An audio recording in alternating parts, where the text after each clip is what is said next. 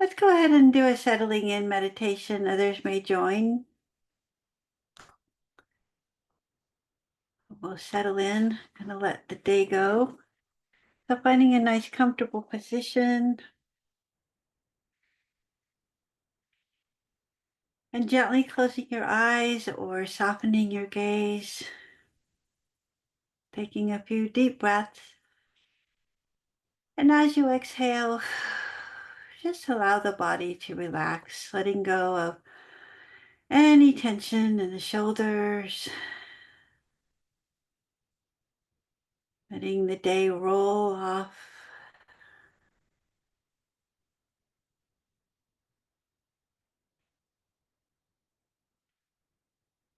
Keeping your belly soft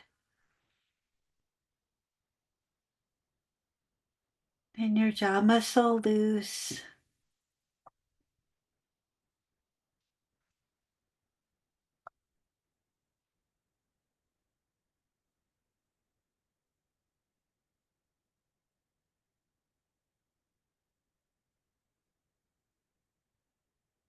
And just letting your body feel really heavy, just sinking into your cushion. And notice when you relax your shoulders and take a few breaths, your body begins to let go of the tension.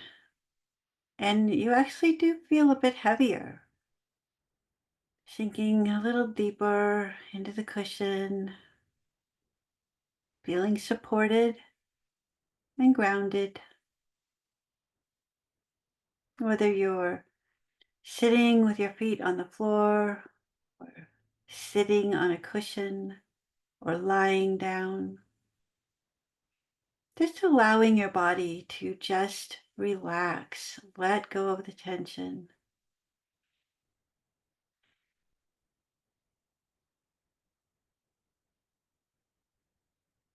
Those few deep breaths do stimulate that part of our brain that tells us to relax. So I think those first few deep breaths is very important. Just to bring our awareness inward, letting any of the thoughts of the day stay out there. This is our time, our hour, just for ourselves.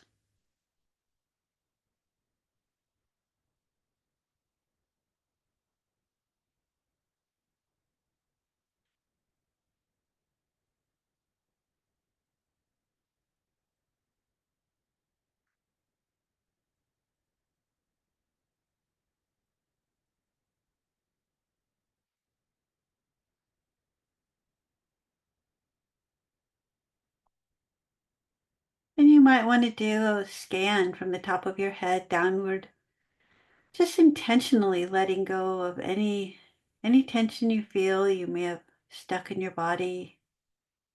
Sometimes we don't even know we're tense. Just intentionally lower our shoulders,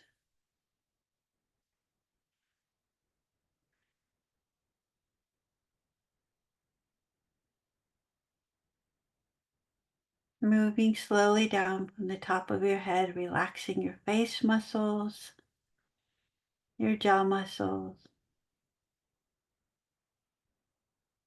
your neck and your throat.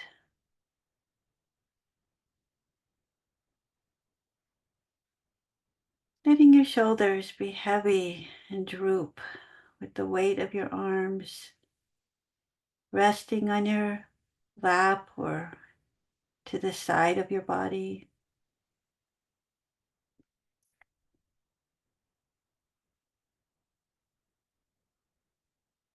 Letting your hips feel relaxed and supported in your seat.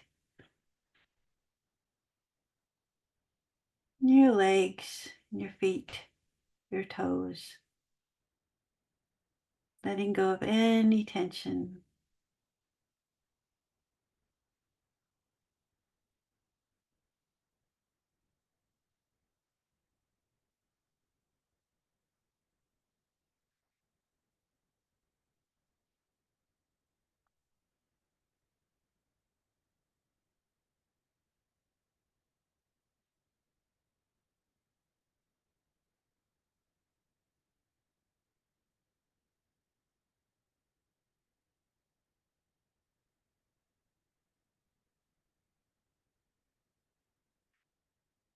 And then coming back to your breath, you're laying your attention on your breath, just following the entire breath in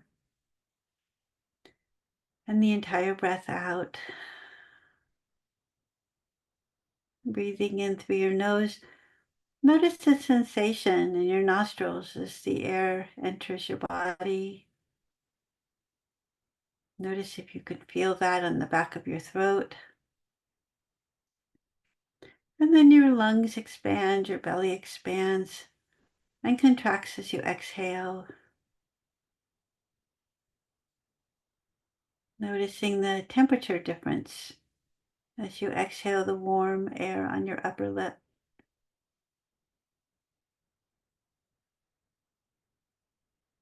You might want to try that with a few intentional breaths.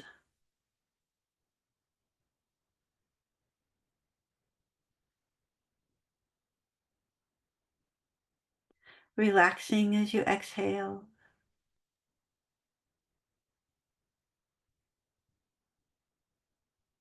And then letting your body just breathe naturally. And we become the observer. We're just observing the body breathing naturally.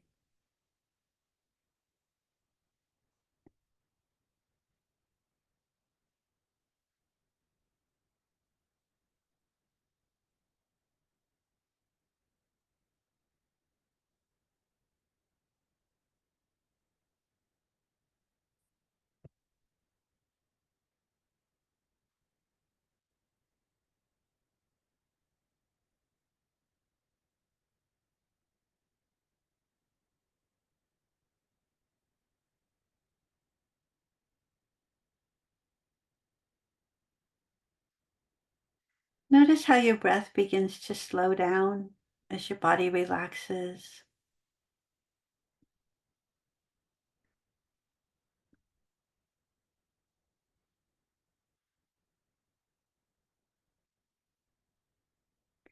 And as the thoughts enter your mind, just notice that you're thinking and come back to the breath and begin again.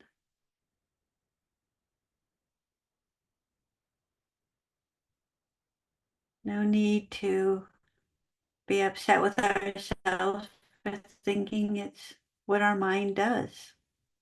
We just notice that and come back to the breath and the body.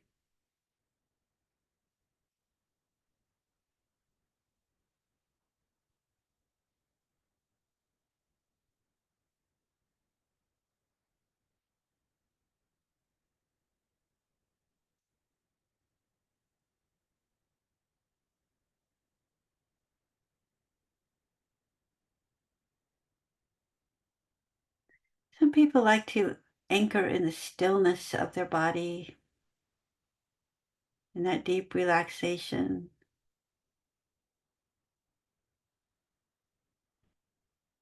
And others like to anchor in the breath, the movement of the air entering and exiting the body.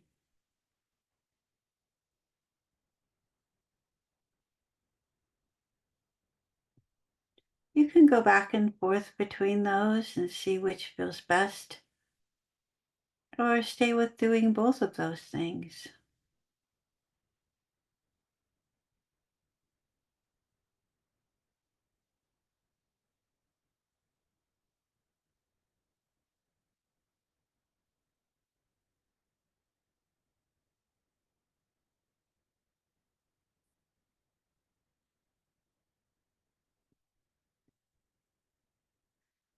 So something we're doing while we're practicing this breathing, body relaxation, is we're teaching ourselves mindfulness, how to be aware, how to be mindful, aware of how we're breathing, how we're holding our body, and leaving any judgments or criticisms behind. We know that the mind thinks, so when a thought comes up, we just notice it and come back to the breath and the body, training in the awareness of how all of it works.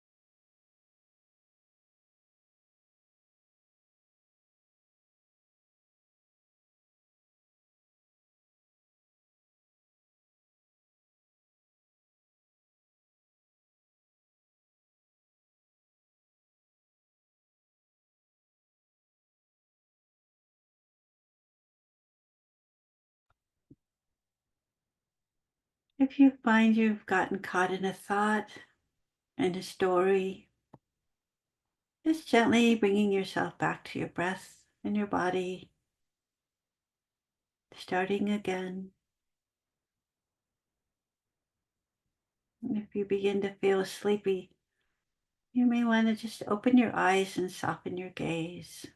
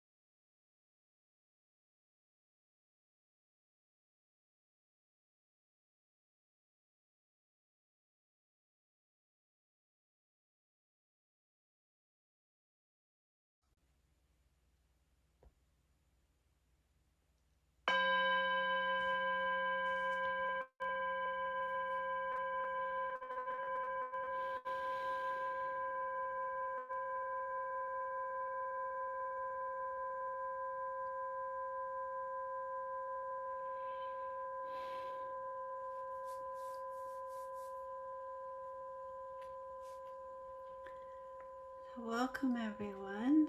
Good to see everyone here.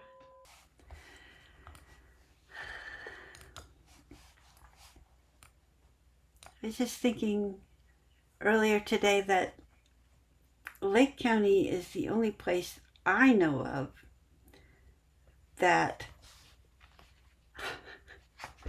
you can have all four seasons in one day, right? You wake up and everything's frozen. At least it is here. We have a frost on the roof and it's cold and it feels like wintertime. And then 11 and 12 o'clock, it starts feeling like springtime. It's really nice. You take your sweatshirt off, and then in the afternoon, it's really hot. So you put your shorts on and your tank top, and then the evening, it cools off again. It feels like fall. So I just love the fact that there's so many different temperatures. It kind of lends itself to allowing me to do a variety of different things depending on the temperature.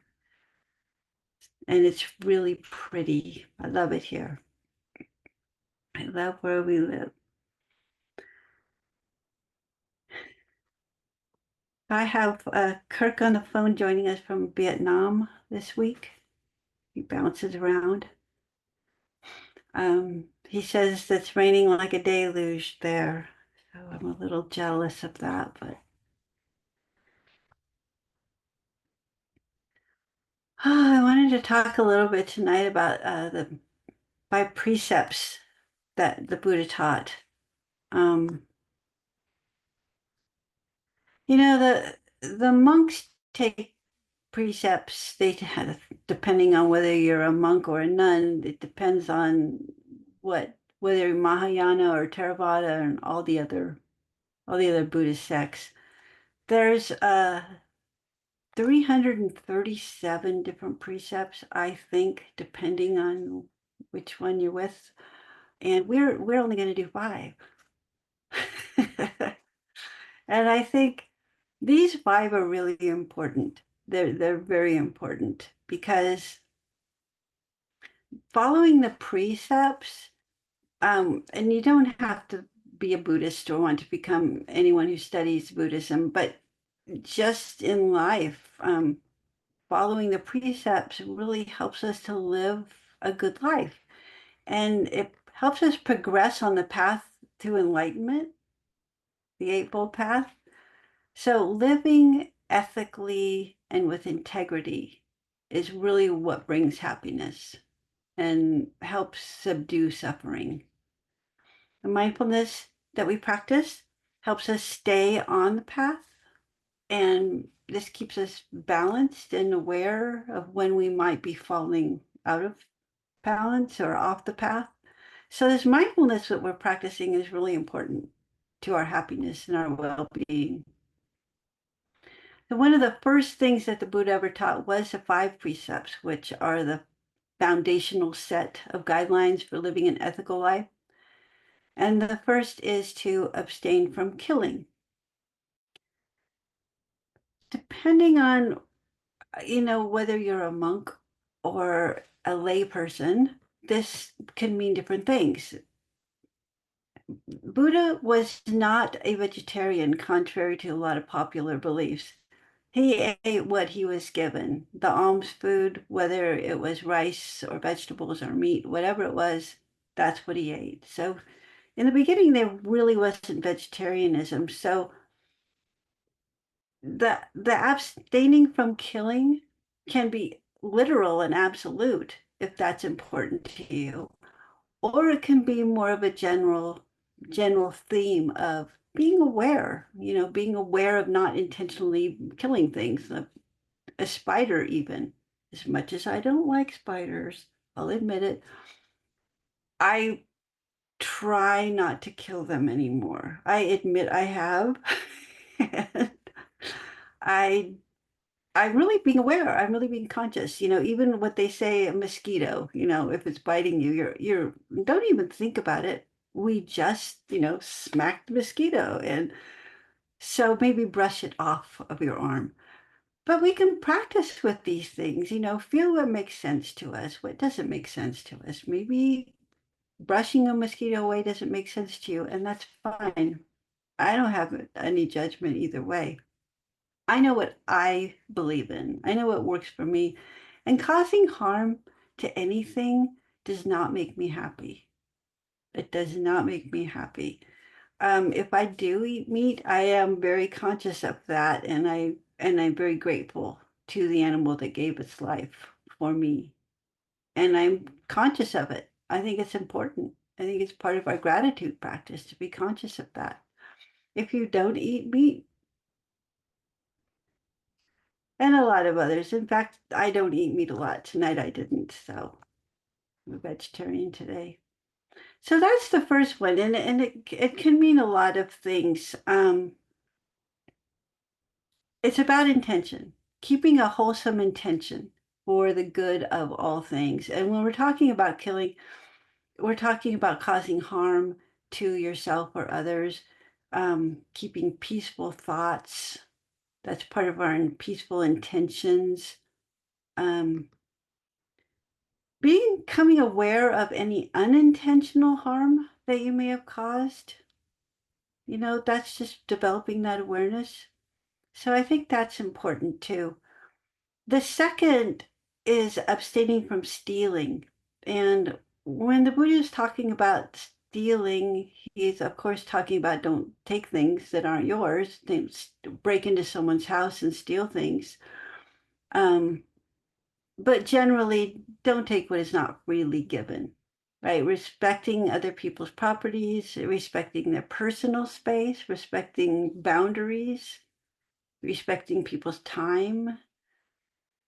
Stealing can be literal and can mean a lot of different subtle things too. So just being aware of, and maybe even meditating on, what does stealing mean to me? It can mean a lot of things. The third precept that Buddha taught about was on sexual misconduct. And this is really important because this is totally wrapped up in desire, right? And that is the cause of suffering, the Four Noble Truths. Desire and clinging causes suffering. So being aware of not causing harm to yourself or others through sexual misconduct, respecting boundaries, respecting other people's spouses, respecting your own, respecting the fact that sexual misconduct is important. We cause harm if we're not conscious of how we're being intimate with someone. This is a really big deal. And I know a lot of people don't like to talk about it because it's kind of embarrassing or a little uncomfortable. But I'll just say that we know right from wrong. And as long as we're being respectful and staying on the side of what's right in our intentions, um, that's really what we need to use as a compass. The fourth precept is on speech. Lost count there for a second. I had to count quickly in my head. And just being mindful of the words you use, not lying, not using harmful and harsh speech, not calling people names, speaking in kindness, and being aware of the language that you use. One of the big ones is not gossiping, being really aware of not gossiping. Gossip can be really harmful. It can cause so much pain, and it's not usually worth anything. Usually gossip is something that someone made up or exaggerated, and we all have our faults. And we got to let humans be human and make mistakes. None of our business. Unless it affects us, then we need to speak out. But being truthful and honest in all of our affairs is important. And one more thing, listening well is part of speech, right speech. So listening well is important too. And the fifth precept is on intoxicants. Intoxicants actually affect our mind in the way of deciphering what is right and wrong. A lot of times that that line between the two gets very blurry if you're intoxicated. And that doesn't help us.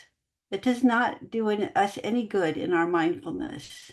So anything that alters our awareness or our mindfulness is probably something we want to avoid. I can't think of anything positive for it, and I'm not going to tell people not to drink. I know I don't. I just celebrated 35 years of not drinking. So I'm happy about that. I know that other people here have also celebrated 30 plus years. So it's something that we learned the hard way. And I think meeting aversion or desire head on rather than avoiding it with intoxicants is really important. Um, so I wanted to just go over those because tonight I'm going to do a meditation and meditate on some suggestions on those 5 precepts: abstaining from killing, from stealing, sexual misconduct, wrong speech, and the use of intoxicants. Abiding by those 5 precepts isn't something we do only for our benefit, but we do it for the benefit of others, right? We practice those precepts first and foremost for ourselves, but it also helps other people when we're acting right, when we're being the good people we know we can be. The Buddha taught that following the precepts, it really improves our lives. And it helps us to avoid those types of thoughts, words, and actions that really generate those negative emotions and create that needless suffering for ourselves and others. A lot of schools of Buddhism teach the karmic consequences connected with violating the precepts. And we don't really need to go into karma. I think what it really sums up to, in my mind, is we know right from wrong. We know that doing wrong never really benefits anybody. And we usually get karma pretty quickly when it's negative. We get that negative karma pretty quickly. Alongside the cultivation of the wisdom and compassion and the discipline of training that our mind, living by these precepts is really a critical part of awakening in the Noble Eightfold Path and becoming free from suffering. As humans, I don't know if we ever get free from suffering entirely, but we certainly can make it a lot nicer. We can get out of our own way and actually start living a life that we know we should be living. I have a quote here from a former Buddhist nun, Martine Batchelor. She says, "The precepts are not regulations that must be adhered to for all time. Rather, they are treasured as the foundation of an ethical lifestyle because they encourage us to reflect on our behavior and its impact on others." So ultimately, however you experience the precepts, if we're really following it, if we're really paying attention, we're going to have positive effects. We're going to have a much happier life. We're going to have less stress. So we can start incorporating them into our daily life, just bringing them with us. How am I speaking? What are my intentions? Can I keep an open and kind heart? Can I practice forgiveness? Can I be kind to spiders? This is a big deal for me. I'm trying to be kind to spiders. So I am practicing. I won't steal anything. I'm the most honest person I know. Seriously, people have given me money accidentally and I've given it back. Like the bank gave me extra $100 one day and I had to go back the next day and give it to them because I didn't want the lady to get in trouble being $100 short in her till. I gave it back to the bank and they and people teased me for the longest time about that. I know I got to live with myself, so I want to do the right thing. So as far as the wrong speech, I think we just watch how we talk, tone of voice, the words we use. What's our thoughts too? What kind of thoughts are we having? Are we having harmful thoughts? Because those often, at least in my case, lead to words coming out of my mouth that I didn't quite filter. So it's a good practice to use right speech and right thought together. They kind of support each other. And just personally, from my life, uh, the 12 steps actually got me into Buddhism. The 11th step of seeking through prayer and meditation to have a closer contact with God. That really started me on Buddhism meditation because I could not do the whole Christian thing that my parents tried to raise me in. And I have nothing against Christianity. I do believe in Christ and I do believe in those teachings. I just have a hard time with it. So Buddhism really fit me, and that's what really got me started. And abstaining from intoxicants, hey, good support system. So 5 simple precepts that keep us on the road to being good, good to ourselves, good to others. You can find more information about the precepts anywhere online. Just Google 5 precepts and they will come up in many different forms if you're interested in learning more about that. So let's go ahead and get started with this meditation. And I'm going to be suggesting some thoughts. For example, may I keep my intentions wholesome and for the good of all? So we can just meditate on some of these words, and you don't have to. You can disregard them if that works better for you. So let's go ahead and get comfortable, lying down, sitting up, whatever we're doing. Taking a few deep breaths and gently closing your eyes or softening your gaze.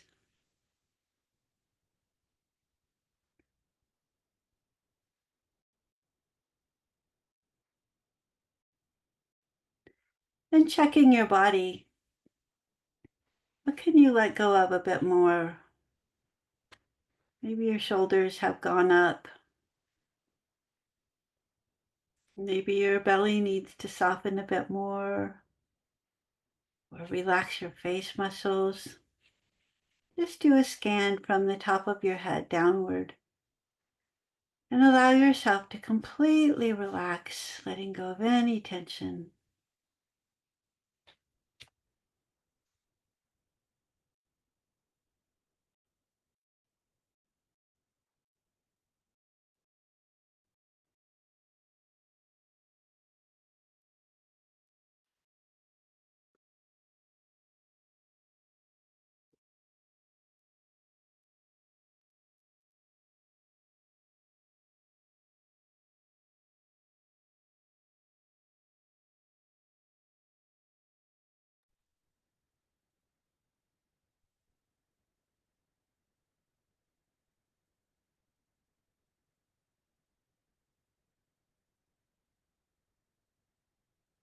And focusing on your breath or on these phrases or both. May I keep my intentions wholesome and for the good of all.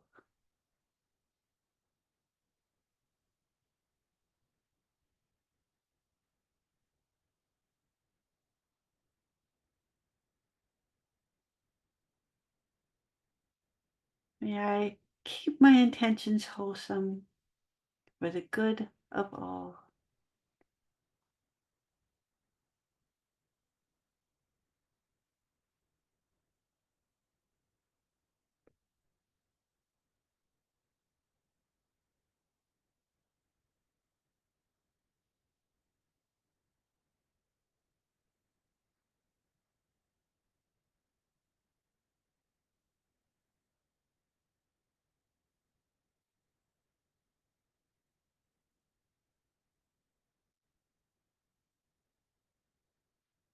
May I refrain from causing harm to myself or others.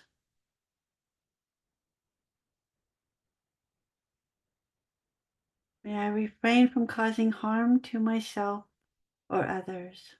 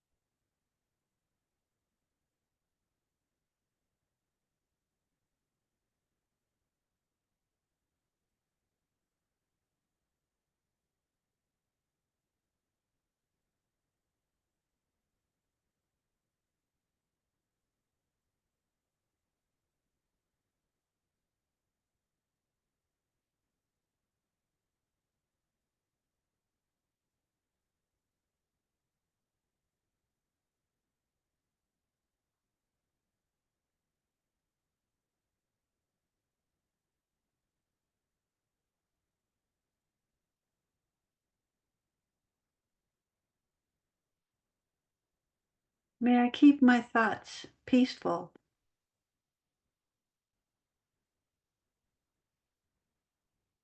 May I keep my thoughts peaceful.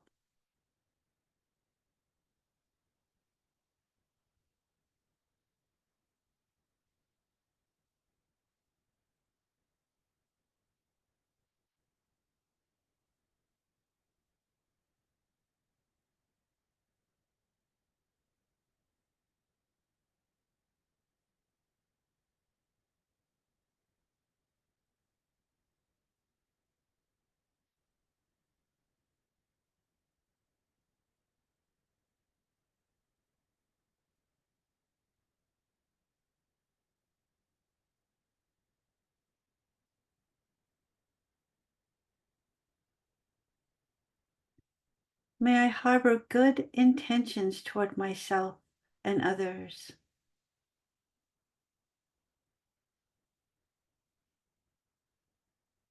May I harbor good intentions toward myself and others.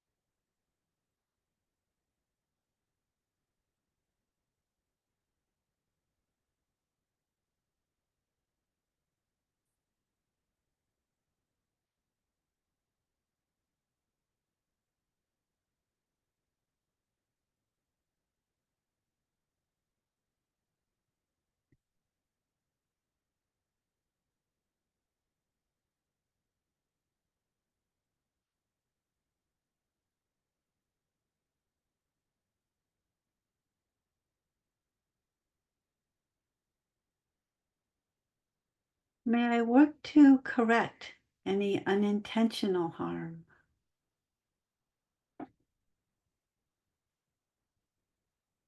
May I work to correct any unintentional harm.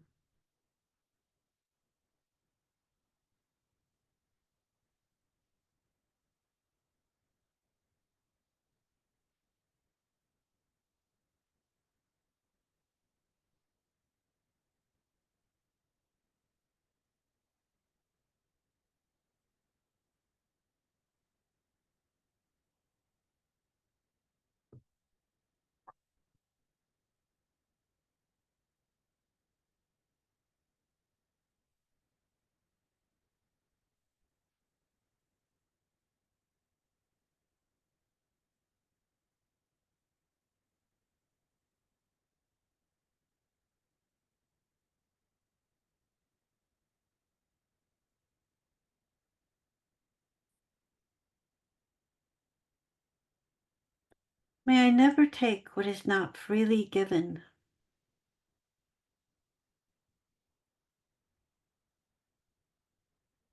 May I never take what is not freely given.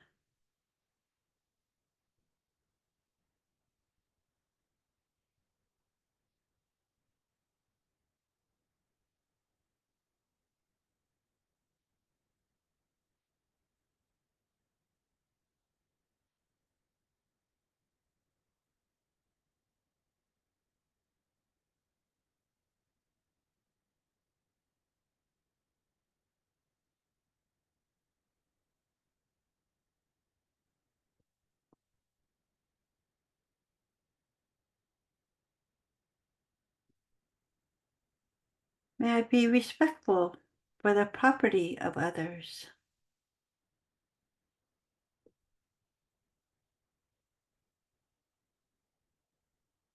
May I be respectful of the property of others.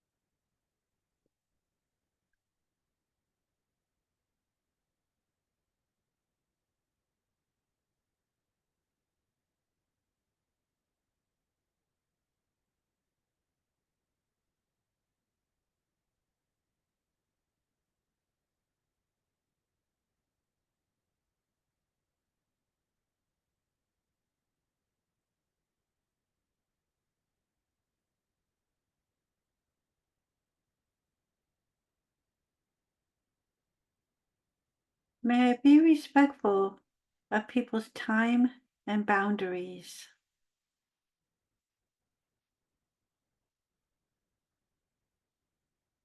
May I be respectful of people's time and boundaries.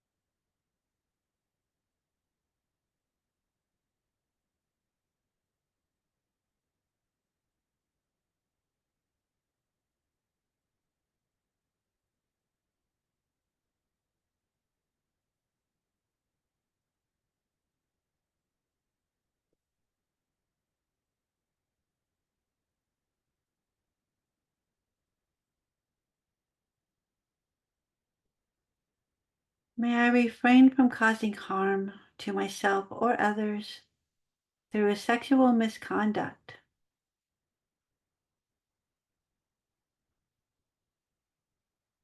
May I refrain from causing harm to myself or others through sexual misconduct.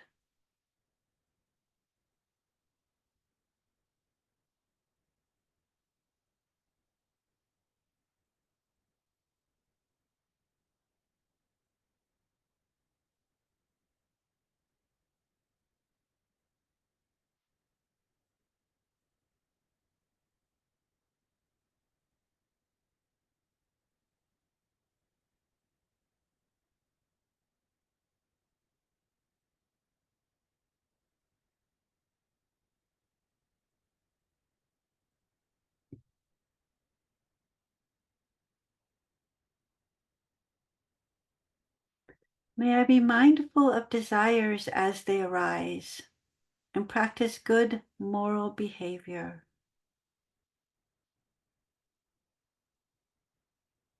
May I be mindful of desires as they arise and practice good moral behavior.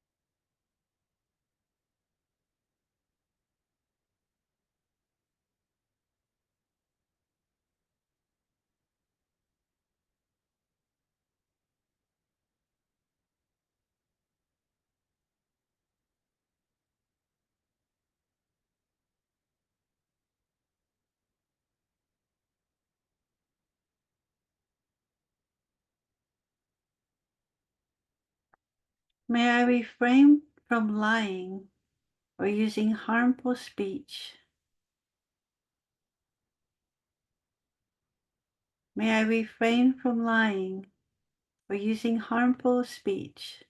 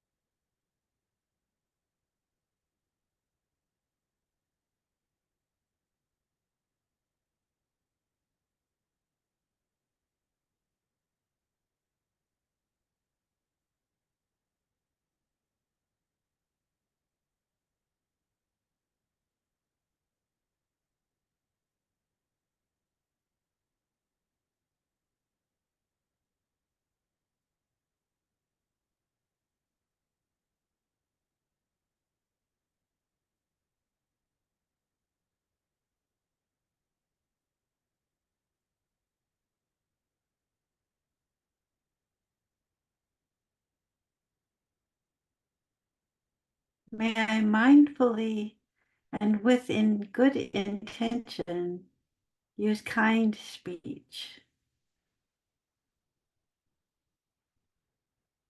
May I mindfully and with good intention use kind speech.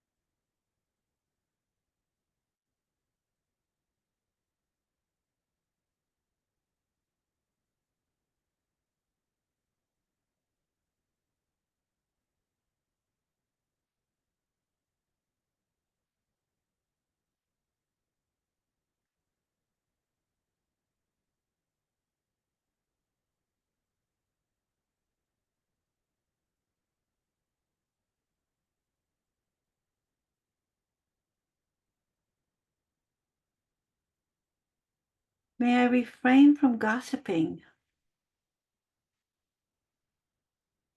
May I refrain from gossiping.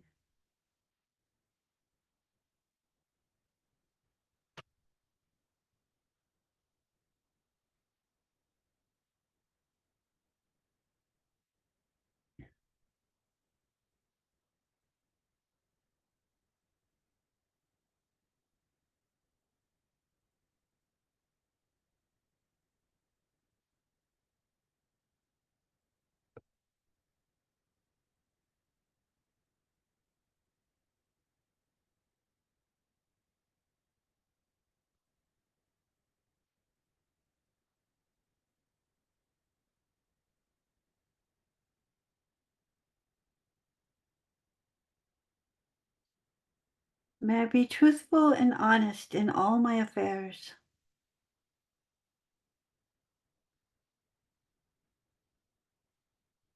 May I be truthful and honest in all my affairs.